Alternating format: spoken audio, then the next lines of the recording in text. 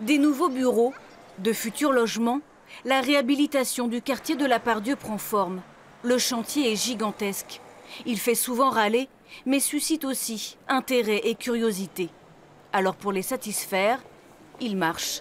Ce jour-là, balade urbaine autour du centre commercial. Racheté par la métropole. Donc là, vous êtes face au parking 3000.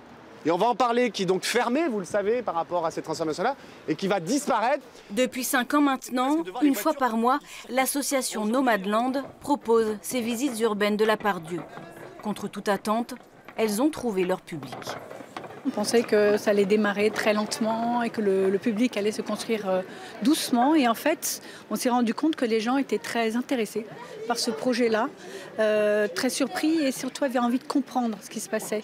Il y a beaucoup de réunions qui se font en salle avec des explications, des tableaux, etc. Mais ce n'est pas du tout la même chose quand on est dans l'espace. Et bien souvent, on a des réflexions en disant « Ah oui, d'accord, là je comprends beaucoup mieux ». Pourquoi vous êtes venu faire cette visite ? Parce que je n'aime pas ce quartier, que j'ai envie d'apprendre à l'aimer, à travers ce que va me dire l'architecte là. Puis je sais qu'il va être transformé, je veux savoir où je vais. On en parle, on sait qu'il va se rénover, et j'avais envie de connaître ce qui allait se passer.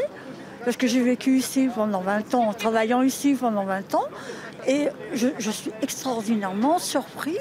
Ça va être très beau. Le patrimoine révélé par cette boîte de béton est une des surprises de la visite. L'avenir du centre commercial marche dans les traces du passé. Quand on regarde ces façades qui ont été travaillées par Régis Zeller dans les années 70, ici, il y a bien cette idée du tissage, de la trame. On est vraiment dans un travail très soigné de béton qui va être remis en valeur aujourd'hui par la blancheur, ce qui va faire beaucoup de bien. Il va pour cela falloir attendre 2022. La réhabilitation du quartier, elle, ne s'achèvera qu'en 2030. Les plus curieux n'ont pas fini de marcher.